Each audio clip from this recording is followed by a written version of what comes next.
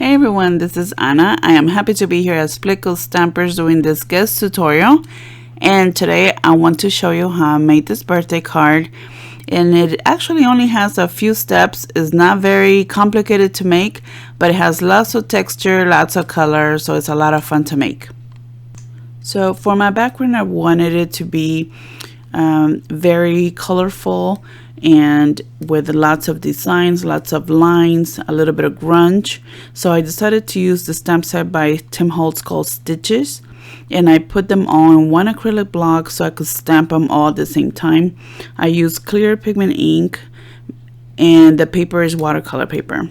I will be heat embossing, so I added some clear embossing powder. That way, no matter how many colors I put on top, the stitches will always remain white as the color of the original paper. Now I heat emboss, and now I'm ready to add all the colors to my background. I taped the paper down using some purple tape since I will be watercoloring.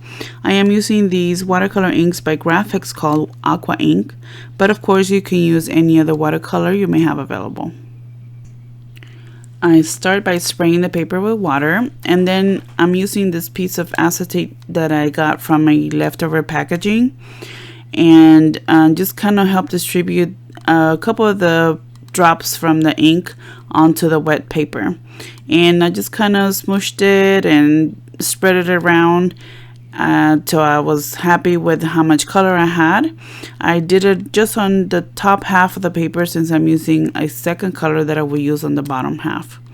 So you saw that I dried in between the two colors using my heat tool.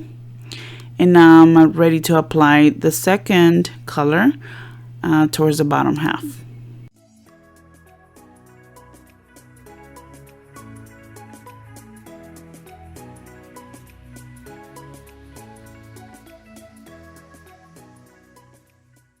So I wanted the stitches to really pop.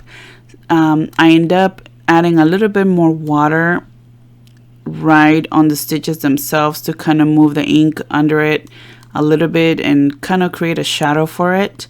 I wanted a more drastic contrast, so I end up adding a little bit more of the ink directly with a brush right around where the stitches are. Like I said, I really wanted them to pop since I will be using some dies to cut sections of it. So I wanted to make sure they're very visible.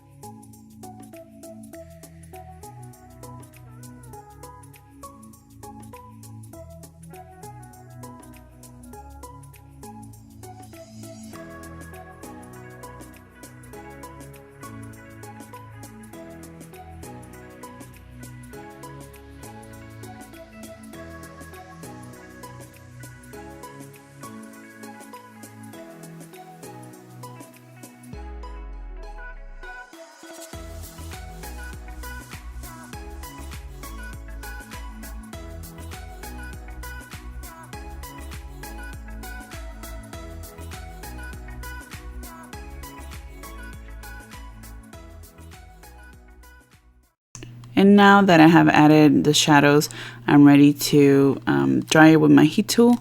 And I run the brush with water one more time as I'm drying, just to help the colors kind of blend a little bit better.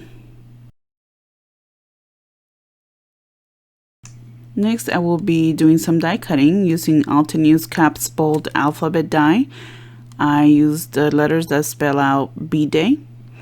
And I use some of the leftover purple tape from earlier, and I secure them so they won't move as I run it through my die cutting machine. Next, I will be cutting a little bit off this panel. That way I can make it a little bit smaller than my card base, which is A2 size. That way I have a little bit of a frame showing the card base color. Since I am using watercolor paper, I usually choose a wet glue. I feel that it has a stronger adhesive and holds the paper weight a little bit better. And now I'm ready to add the letters that I die cut earlier. But first, I decided to add a little bit of black ink using my mini blending tool. That way, when I position it in front of the background, they can pop a little bit more. I also use some foam squares to help it give it dimension, and they can look like they're raised above the paper.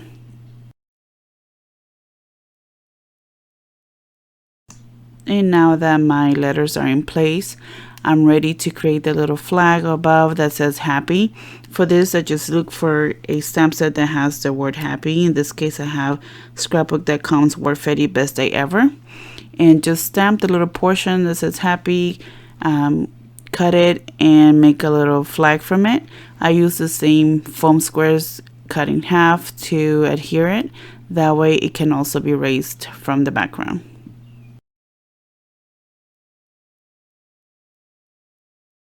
And for the last step, I wanted to add a little bit more texture. So I used this silk that matches the color of the cardstock.